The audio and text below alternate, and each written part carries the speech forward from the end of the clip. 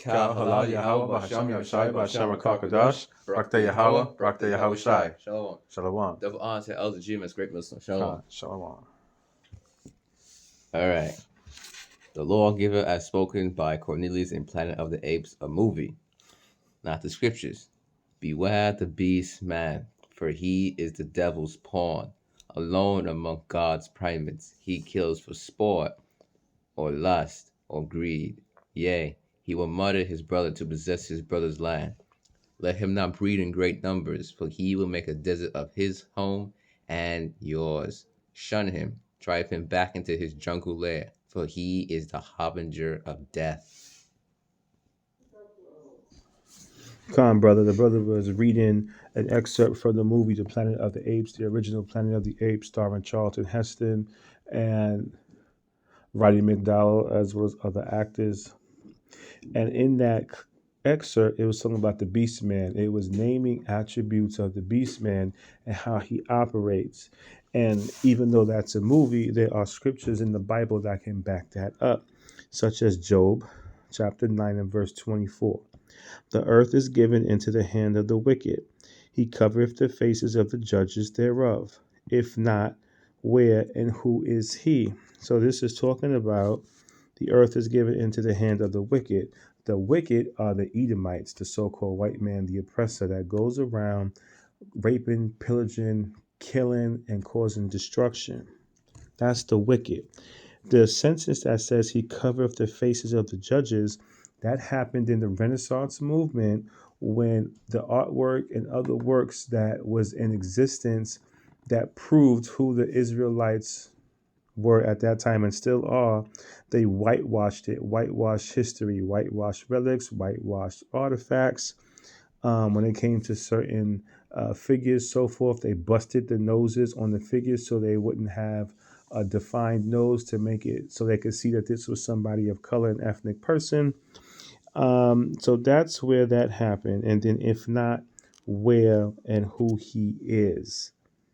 Meaning if that's not the wicked, the oppressor, the white man, then who is he? This is how we know this is the beast man. And to add on, he covers the faces of the judges. You go into the New Testament, you're going to find out the Israelite men are judges. He covered the faces of Israelite men, whitewashed them. He covered the face of Yahushai. He covered the face of the Heavenly Father, Yahweh, and all the angels. And then he covered the faces of the Israelite women, although the Israelite men are the judges, though. Whitewashed them painters of the Renaissance art. Then the modern day version of that is that Jesus of Nazareth movie in the Ten Commandments. They have Moses as a white man, so on and so forth. There's another scripture coming from the book of Psalms, chapter 49 and verse 11. It says, their inward thought is that their houses shall continue forever, and their dwelling places to all generations. They call lands after their own names. This is the same group of people we just talked about in the previous scripture who are the wicked.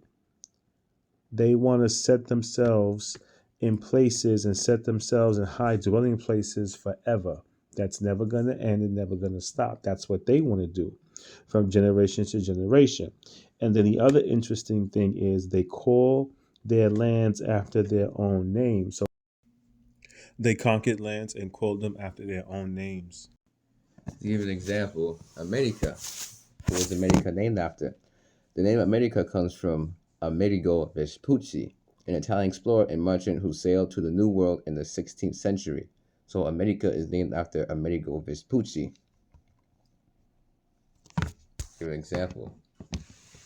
The Italian explorer who explored the new continents in the following years on behalf of Spain and Portugal with the name given by German cartographer Martin Waldeseemüller. Let me pronounce his name down here. That was coming from the Wikipedia, the last piece I just read. So that's the beast man, and that's what he does. In John 10 and 10, I'm going to read John 10:10. I'm going to read this from the New Living Translation, the NLT.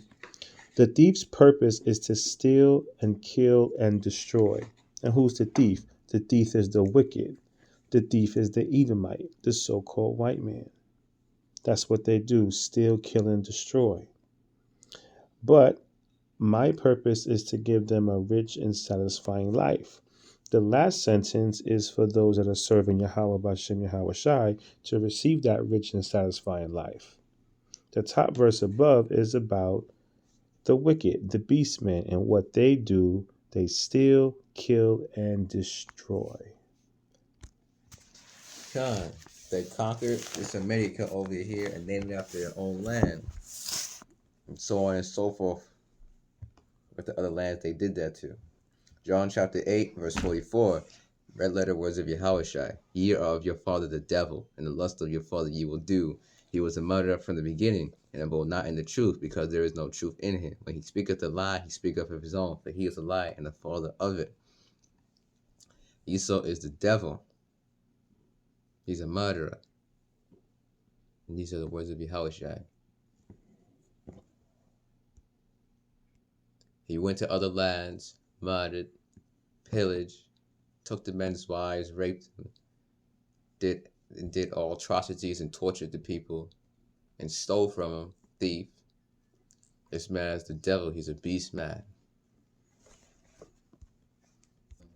So keeping in mind with the thief coming but to steal, kill, and to destroy, here's an example right here where you have some Edomites way back when just did nothing but hunted the buffalo to extermination because they wanted to starve out the indigenous of America, which is a part of the northern tribe. So they decided they were just going to cut the buffalo completely down so there would be no food source. That's wicked. They just completely destroyed it. Completely destroyed.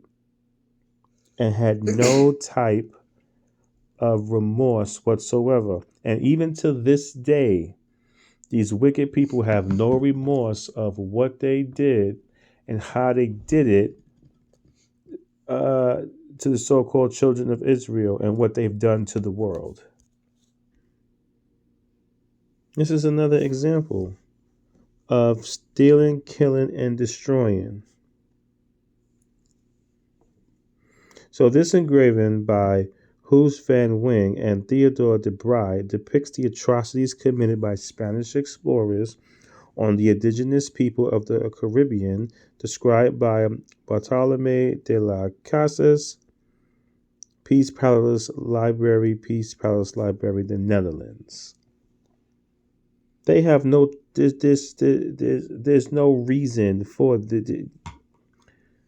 even when you try to explain and you see something like this, it's hard because you have so-called indigenous people who are the northern tribe of Israel hung on this log here with ropes around their necks, and then below them by their feet is fire. And what this is going to do, it's the fire is just going to burn them alive. And then we got this this wicked devil here on the left holding what seems to be a toddler by the legs, and then further left some type of wall here where this toddler looks like it's going to be thrown against the wall and killed. If you look in the background, you'll see more stuff. Yep, there's a ship back there. That's how they came here on the ship. And look at what they're doing to the indigenous. Genocide. This is the apple of his eye, the apple of the Most High Yahweh, his eye. This is going to be a recompense for this. Absolutely. Deuteronomy chapter 28, verse 49. Yahweh shall bring a nation against thee from far, from the end of the earth, as swift as the eagle flap, a nation whose tongue thou shalt not understand. A nation of fierce countenance, which shall not regard the person of the old, nor show favor to the young. They don't regard a person of the old, nor they show favor to the young. He's old, so you might say, no, he's young. No, they don't care. We did not understand their language. A nation whose tongue thou shalt understand. We did not understand that old English language. So we got forced to learn it. Zechariah chapter 2, verse 8. For thus saith Yahweh of hosts, Yahweh of armies, because hosts go in the armies. After the glory hath he sent me unto the nations, which spoiled you. For he that toucheth you toucheth the apple of his eye. Toucheth the apple of the Most High Yahweh his eye. There's going to be a recompense for this. Second Thessalonians chapter 1, verse 6. Seeing it is a righteous thing with God to recompense tribulation to them that trouble you. Seeing it is a righteous thing with Yahweh, Bahasham, Yahweh Shai, to recompense tribulation to them that trouble you. It's going to be a recompense for what this man did to the apple of his eye. The apple of the Most High Yahweh his eye. Second Ezra chapter 6, verse 56. As for the other people, which also come of Adam, thou hast said that they are nothing, but be like unto spittle, and hast likened the abundance of them unto a drop that falleth from a vessel. As for the other people which also come of Adam, the Edomites are included, thou hast said that they are nothing, but be like unto spittle. Most High Yahweh and his son Yahweh Shai care for the true children of Israel. Most High Yahweh allowed this to happen to the apple of his eye, the people he cares about. Deuteronomy chapter 7, verse 6.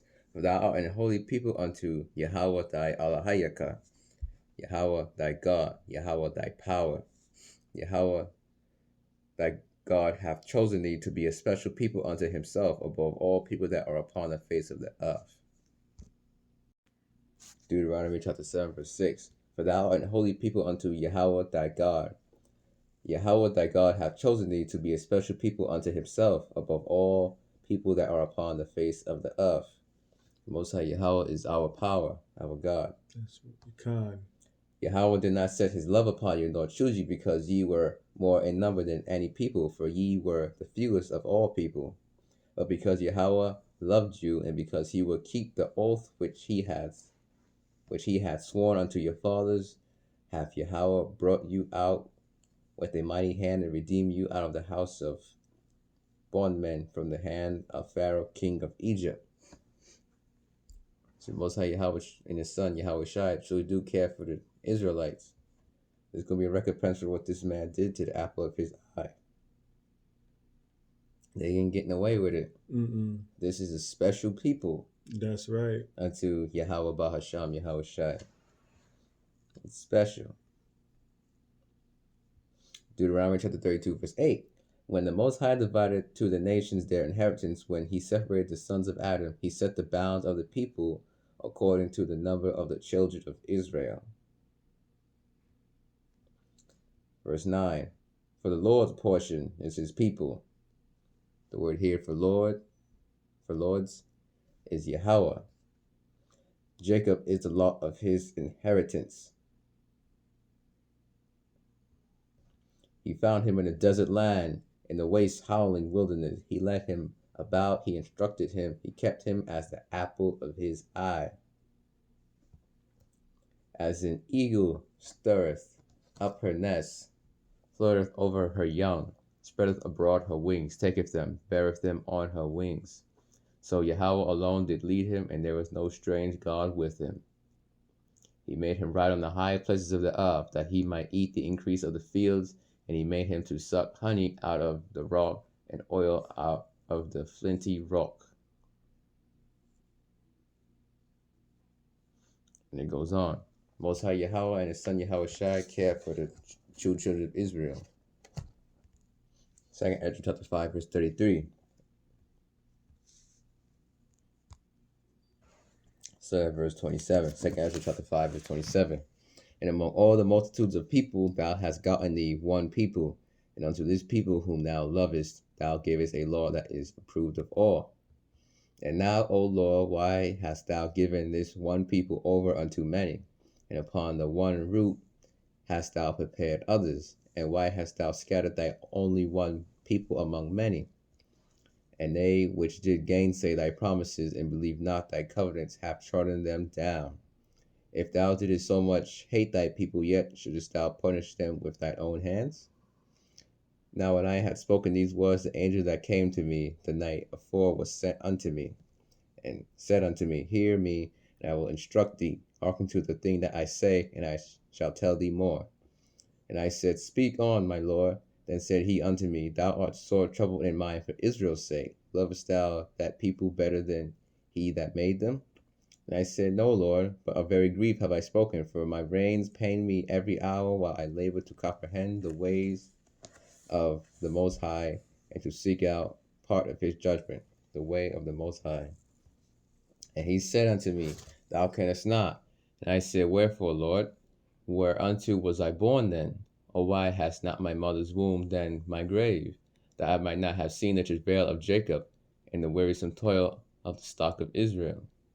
And he said unto me, Number me the things that are not yet come, gather me together the dross that are scattered abroad, make me the flowers green again that are withered. Open me the palaces, Slakia, open me the places that are closed, and bring me forth the winds that are in them are shut up. Show me the image of a voice, and then I will declare to thee the thing that thou laborest to know. And I said, O Lord, that bearest rule, who may know these things but he that hath not his dwelling with men?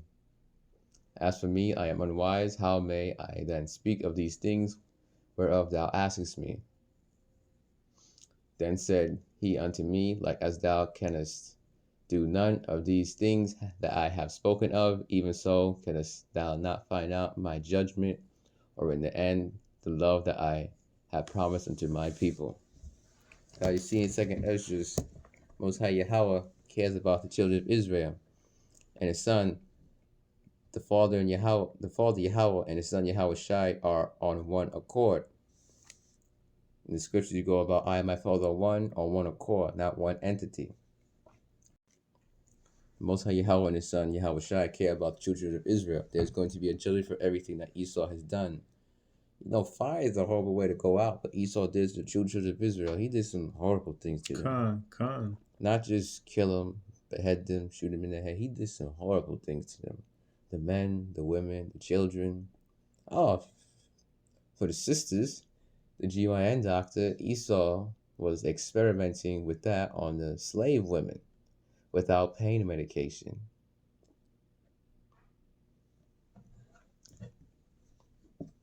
This man is the devil that the Bible speaks of.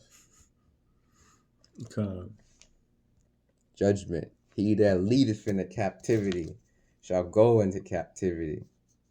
Revelation chapter 13, verse 10. He that leadeth in the captivity shall go into captivity. He that killeth with the sword must be killed with the sword. Here is the patience and the faith of the saints. So he that leadeth into slavery shall go into slavery. Esau's going into slavery. Why? Because he that leadeth into slavery shall go into slavery. He led the children of Israel into slavery. He that killeth with the sword must be killed with the sword. Modern day sword is the gun. There's a lot of other weapons. Esau did this.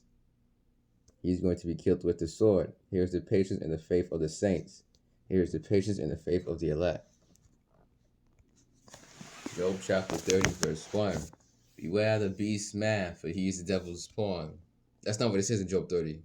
Alright, Job chapter 30, verse 1. But now they that are younger than I have me in derision, whose fathers I would have disdained to set with the dogs of my flock. So, around the time of the medieval time, you had something called the wild man, which was Esau.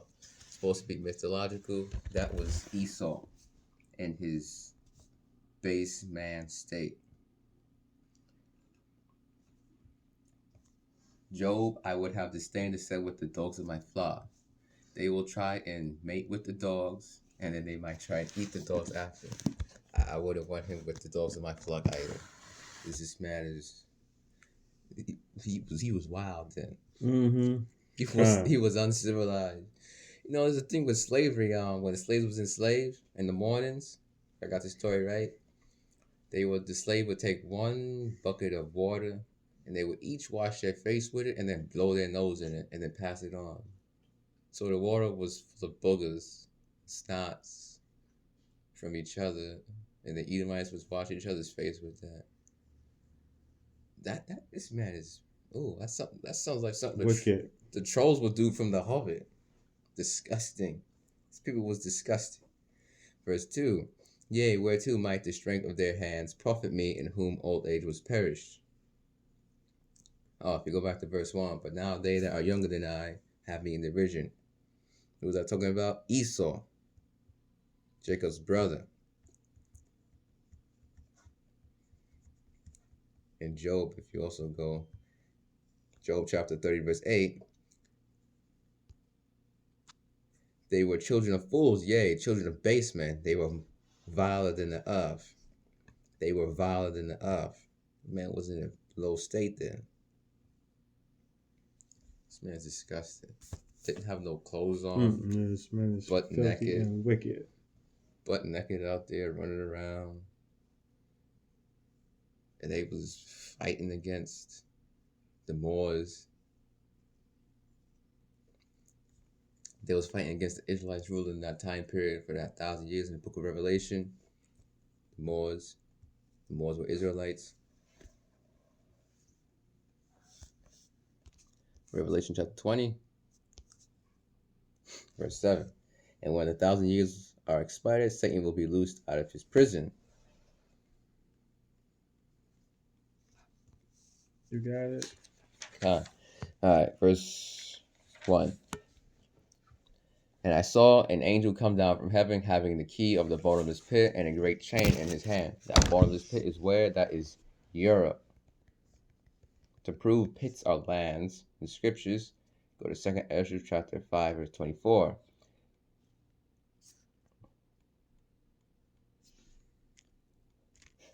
And of all lands of the whole world, thou hast chosen thee one pit, and of all the flowers thereof one lily.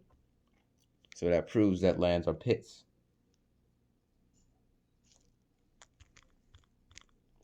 Verse 2, and he laid hold on the dragon, that old serpent, which is the devil and Satan, and bound him 1,000 years. This is Esau, bound for 1,000 years in Europe during the time period of the Byzantine Empire. And cast him into the bottomless pit, Europe, and shut him up, and set a seal upon him, that he should deceive the nations no more till the 1,000 years should be fulfilled, and after that he must be loosed a little season. So that's Esau being 1,000 years. And then he took over again, because he went fighting against the Moors, which were Israelites. You see down, if you go looking up, the wild man figure depicted as a hairy, savage human living in the woods is most predominantly associated with the medieval period in Europe.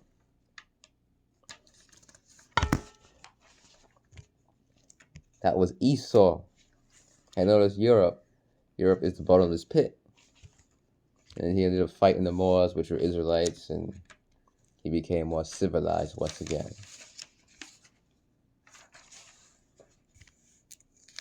The caveman, the beast man.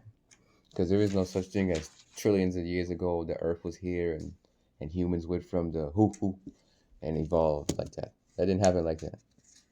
The earth is not that old. The earth is less than 20,000 years old. Esau is the caveman, the beast man. And Khan. Now, in the beast man and or the wicked, the wild man, those are his characteristics. But there's something that's coming for this beast man that's going to put him in his place once and for all. Jeremiah chapter 51 and verse 30. The mighty men of Babylon have forborne to fight. They have remained in their holds. Their men have failed. They became as women. They have burned her dwelling places. Her bars are broken. So the beast man is turning into a woman, because the mighty men of Babylon, which is another name for America, they have forborne to fight. They don't want to fight. They decided that they want to do something else other than join the United States military and to go fight. Their strength is failing them. The once stamina that they had is being turned against them. They're becoming as women. Verse 31. One post shall run to meet another, and one messenger to meet another, to show the king of Babylon that his city is taken at one end. This is a recording that the kingdom of Babylon, the kingdom of America, is going to fall. verse 32. Person gonna be scared. And that the passages are stopped, and the reeds they have burnt with fire, and the men of war are affrighted. Just as ancient Rome was destroyed and fell, this kingdom is going to fall and uh, be completely destroyed. Except this time it's gonna be worse. It's gonna be by fire. Verse 33.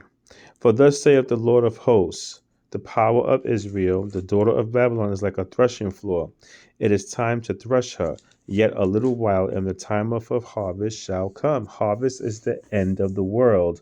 Now, when we're talking about world here, we're not talking about the entire world. We're talking about the end of an age or the end of a rulership. Nuclear missiles is going to come. Threshing is a time to judge. Threshing also means darak, D-A-R-A-K, from the Strong's H1869, and that means to tread, archer, march, bow, and benders, because nuclear missiles is going to destroy the beast kingdom. And once the beast kingdom is destroyed in nuclear fire, it will not be resurrected. It will remain barren and desolate. And then those that are alive of the heathen nations, predominantly starting with Esau, Edom, the beast man, they are going into captivity. This is the book of 2nd Esdras, and we're going to go to verse 9, reading the New Revised Standard Version, updated edition in the Bible. In verse 9, now Esau is the end of this age, and Jacob is the beginning of the age that follows. So when Esau is taken down, it's not going to be the end of the world, like the end of the entire world. It's going to be the end of Esau's reign. His rulership, and from a certain point of view, his world, his happy-go-lucky world that he created, is what's going to be destroyed. How art thou fallen from heaven, O Lucifer, son of the morning? How art thou cast down, which didst weaken the nations? That's in Isaiah. In the book of Deuteronomy, chapter 32 and verse 41. If I whet my glittering sword, and my hand take hold on judgment, I will render vengeance to mine enemies, and reward them that hate me. So the glittering sword is the nuclear missile, an intercontinental ballistic missile that we can see and read about in the book of Deuteronomy way before it was even created. This is one of the judgments of the Most High Yahweh Bashem Yahweh Shai, that he's going to render to his enemies and reward all those that hate him, beginning with Esau, Edom. Verse 42. I will make mine arrows drunk with blood, and my sword shall devour flesh, and that with the blood of the slain and of the captives from the beginning of revenges upon my enemy. So the arrows are going to be the missiles, the ICBMs that are going to come out the sky, that's launched from another nation. It's going to look like arrows falling down on America, drunk with blood. Verse 43. Rejoice, O ye nations, with his people, for he will avenge the blood of his servants, and will render vengeance to his adversaries, and will be merciful unto his land and to his people. So this is a recompense for the beast man that raped and pillaged and killed and stealed and killed and destroyed the children of Israel. However, there's a recompense coming. There's a vengeance that Yahweh Bashem Yahweh Shai is going to execute on the beast man to put him in his place once and for all. Go ahead, brother. I think you had something you wanted to mention. God, brother went into the Hebrew word there was something earlier to Darak. Darak. He went into the importance of going into the Hebrew to see what is there in the Hebrew and the Greek. And this glittering sword, that's the ICBMs, which are arrows. It's gonna be a glittering arrow, like people are gonna be seeing. It can't be escaped. You can't outrun it. You can't escape it. When it's launched, it's gonna hit its mark. There's another scripture. It looked like a glittering arrow. This is the book of Joel, chapter 2, verse 6. Before their face the people shall be much pained. All faces shall gather blackness. This is talking about when they see the missiles coming out of the sky being launched from the other nations. Verse 7. They shall run like mighty men. They shall climb the wall like men of war, and they shall march every one on his ways, and they shall not bring their rakes. This is the missiles. They're describing the missiles, that they shall run like mighty men. Now, of course, a missile is not going to run like a regular person, but what it's talking about is being launched on one side of the world and hitting its mark. It's going to look like a mighty man running. It's being likened to a mighty man, because when a mighty man runs, you say, "I'm moving out the way." You see in the book of Joel, the similarity between a mighty man and a missile. You see that in the book of Joel, how Joel is describing it. Yes. Verse 8. Neither shall one thrust another. They shall walk every one in his path, and when they fall upon the sword, they shall not be wounded. So they're not going to bump into each other. They're not going to blow each other up or blow up prematurely.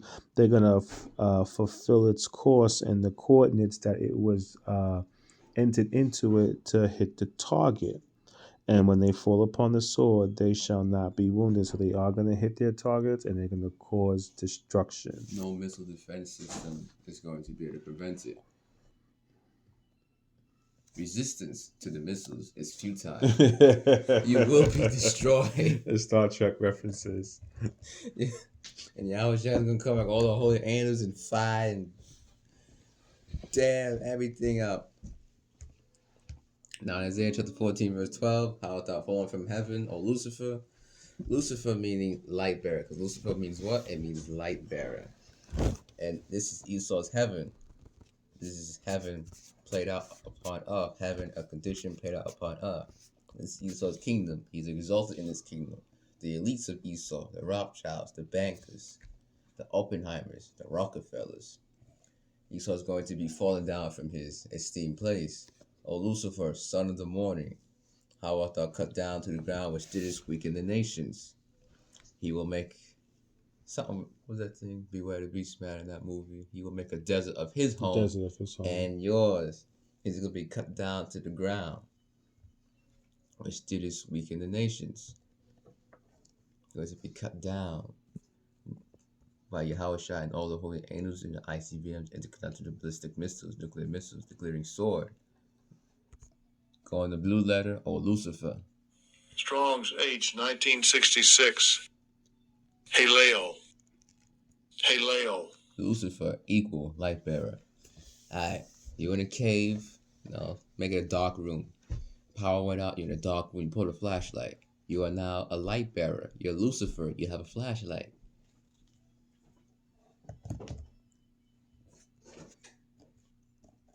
Scriptures prophesied about the ICBMs, intercontinental ballistic missiles, nuclear missiles, before they were created.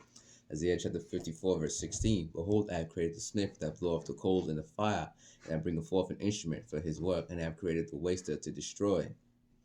I have created the smith, the scientist. Robert E. Oppenheimer was part of the creation of the ICBM, intercontinental ballistic missiles, with the role that he played with the making of it. Because he did the atomic bomb, and then the atomic bomb, from there, it ended up going to the ICBM. The roles that he played in them. Alright, no. J. Robert Oppenheimer did not make an ICBM, but he was contributed to the evolution of it. So he did the atomic bomb. Through the atomic bomb, you got the ICBM.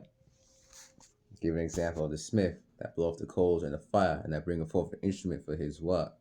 I have created the waster to destroy. The waster to destroy. ICBM, nuclear missile, intercontinental ballistic missile. It is going to waste, destroy.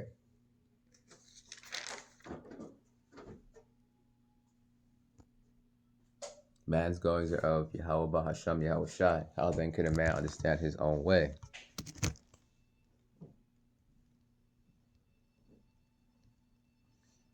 Most High Yahweh had it that these scientists would do that. Proverbs chapter 20, verse 4. Man's goings are of Yahweh. How can a man then understand his own way? Man's goings are of Yahweh by Shem Yoshai. So he would have had the scientists do that to fulfill prophecy. Yahweh by Shem Yoshai had the scientists do that to fulfill prophecy. There is no such thing as free will. They had to fulfill prophecy, whether they liked it or not. That was part of their purpose of being born. Isaiah chapter 59, verse 18. Isaiah chapter 59, start at verse 1 here. Behold, the Lord's hand is not shortened that it cannot save, neither his ear heavy that it cannot hear. Yahweh is going to send his son Yahweh Shai back to deliver the elect of the 12 tribes of Israel. Yahweh Shai is coming in the name of his Father to save. What does Yahweh Shai mean? Yah meaning he, Yahweh Shai has to do with deliverer. So Yahweh Shai means, his name means, Yahweh Shai, his name means he saves, he delivers. He is the deliverer. He's going to save his elect. Verse 17, for he put on righteousness as a breastplate, and an helmet of salvation upon his head, and he put on the garments of vengeance for clothing, and was clad with zeal as a cloak. According to their deeds, accordingly he will repay. Fury to his adversaries, recompense to his enemies. To the islands he will repay recompense. Esau is going to get recompense. He's going to feel fury. Revenge is coming for Esau. Verse 19, so shall they fear the name of Yahweh from the west, and his glory from the rising of the sun. When the enemy shall come in like a flood, the spirit of Yahweh shall lift up his standard against him. And the Redeemer shall come to Zion, and unto them that turn from transgression in Jacob, saith Yahweh. And unto them that turn from transgression in Jacob. Who is that going to be? The elect.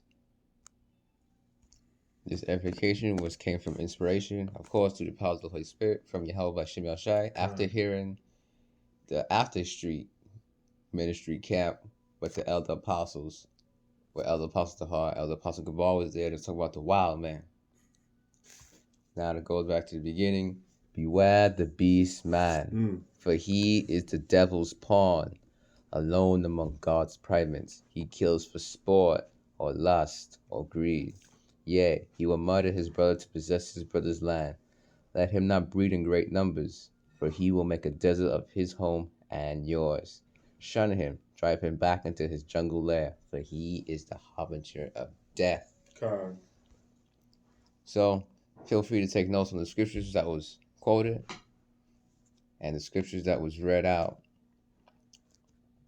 And with that, Shalom.